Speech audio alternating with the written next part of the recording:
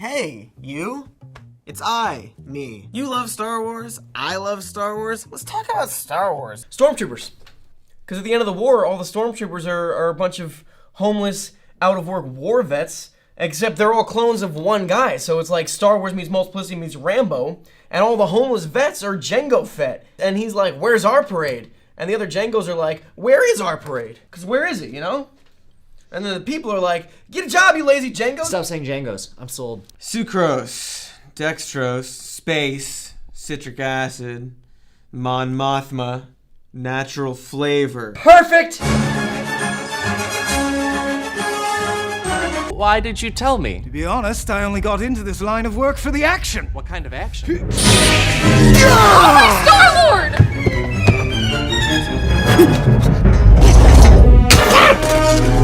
The chosen one.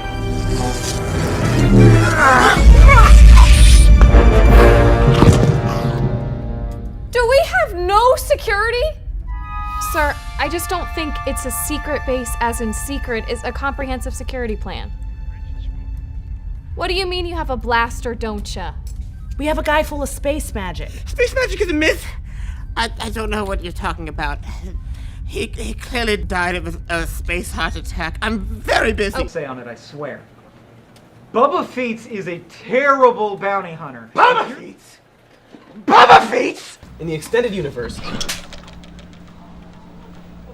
Because ducks are in Star Wars. They're everywhere in Star Wars. In the official novelization of A New Hope, as Obi-Wan Kenobi praises the piloting skills of a young Luke Skywalker, he tells him, still, even a duck has to be taught to swim. To which Luke rightfully replies, what's a duck? To which Obi-Wan frustratingly answers, never mind. This could be seen as a cute little wink to the reader, since, as we all know, this takes place a long time ago in a galaxy way over there. But this isn't the only instance of ducks being brought up in Star Wars. In A Phantom Menace, as a ship is going down, Captain Panaka explains, if we can't get the shield generator fixed, we'll be sitting ducks. And nobody's like, what's a duck? Now, this could easily be seen as a terrible mistake on the part of acclaimed screenwriter George Lucas. After all, in a universe bound together by a mystical force and overflowing with force ghosts, we still have characters saying things like, I'll see you in hell. So, maybe they believe in hell, or maybe it's just easier to use colloquial phrases so we're not scratching our heads when we hear things like, I'll see you in Glemby, or if we can't get the shield generator fixed, we'll be sitting fligs. Even though we also hear things like Tauntaun and Rancor and a bunch of other made-up nonsense like Discroony Dopot Sleemo. Thank God they used Earth language for that, otherwise I'd be confused. May the Jedis pew pew with you. Why was I programmed to feel pain? And furthermore, why would you program them to scream like that?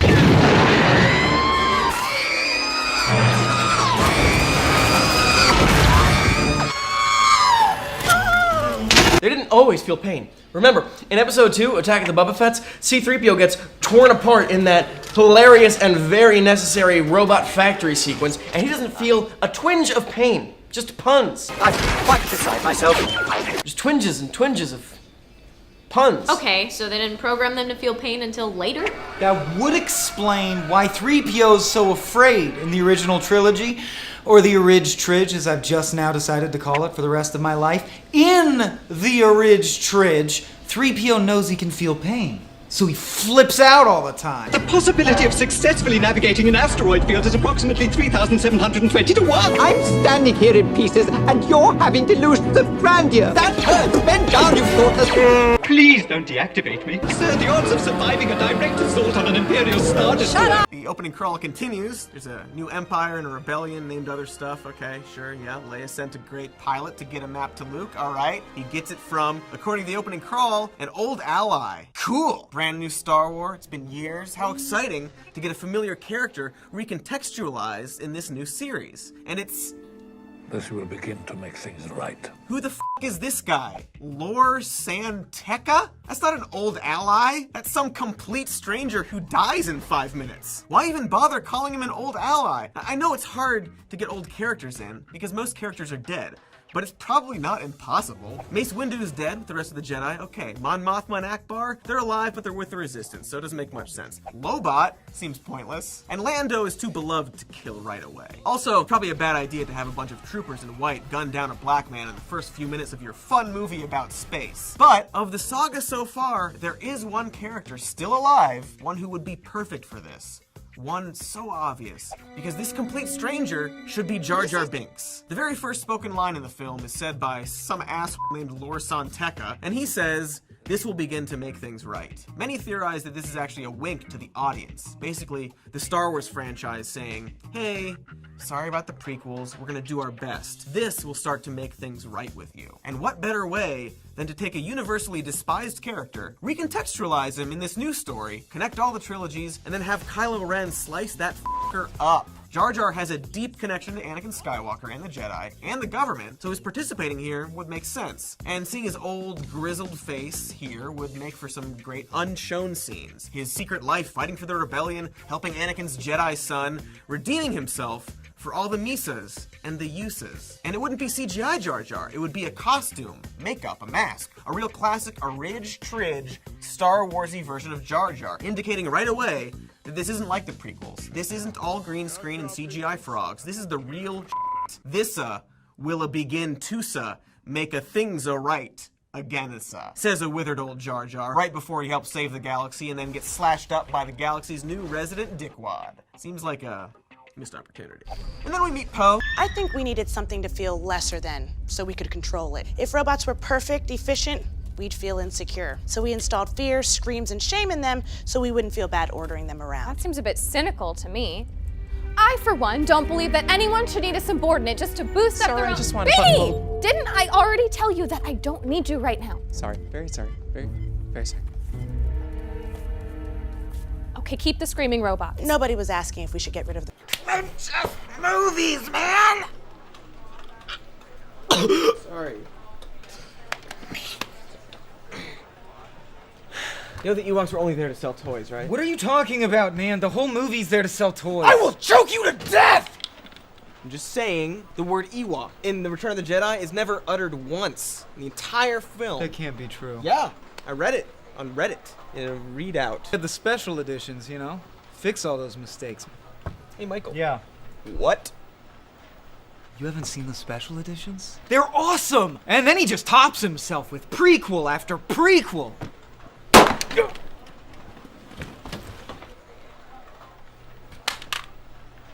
Humans. So we, actually, are the descendants, fan theory, of the humans from Star Wars. The timing works out, as does every single other thing.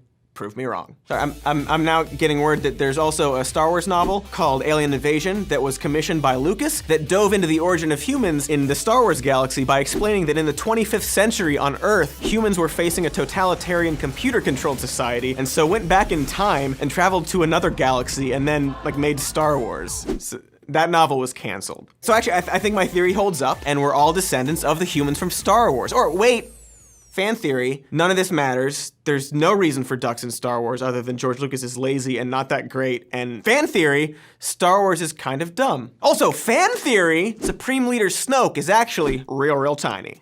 This got me thinking. Luke didn't know his parents, so maybe there's something there. And after rewatching the original trilogy again, I'm convinced there's something there. Luke is parentless all the time, and even asks about his dad once. How did my father die? Here's Luke without a dad. Here he is again with no dad to speak of. We're constantly being shown that he is dadless. Vader sounds like the Vader part of Invader, as in he invaded Luke's mother's womb with his spermatozoa and impregnated her. Also, Vader basically sounds like a guy who has a really deep voice, which I think a lot of dads probably do. I don't know, my dad's voice is pretty low, not like Vader low, but pretty low.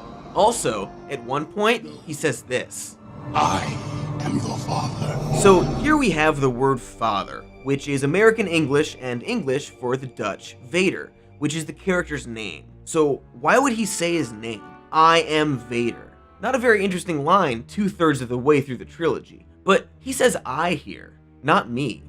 I, as in the Roman numeral I, as in the number one, as in number one dad. He's got Jedi robes and ninja eyes, a pirate dome and a vampire bite. He's also a little bit zombified.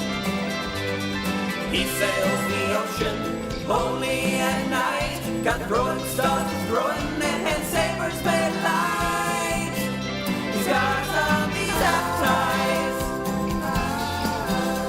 He's also part robot and a little bit magic. He is his own spaceship cause he's just that fantastic. But he'll use the force to drink your blood and get your midichlorians to get more force for him to do any number of things. The never-ending adventures of jedininjas, zamvirebot, the jedininja, vampire spaceship, zombie pirate, kind of magic robot hybrid.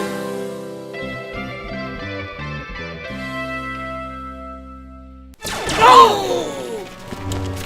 You weasel! No, it would be Jawa, wouldn't it? You Jawa! Hello. Way to go, Randy.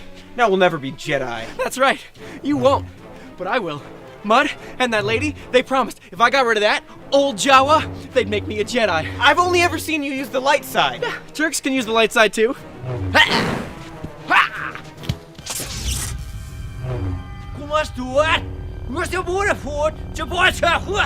I built it myself.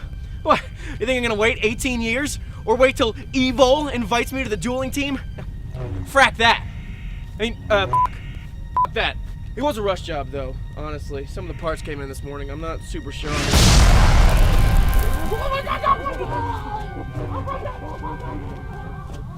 I've got a good feeling about this.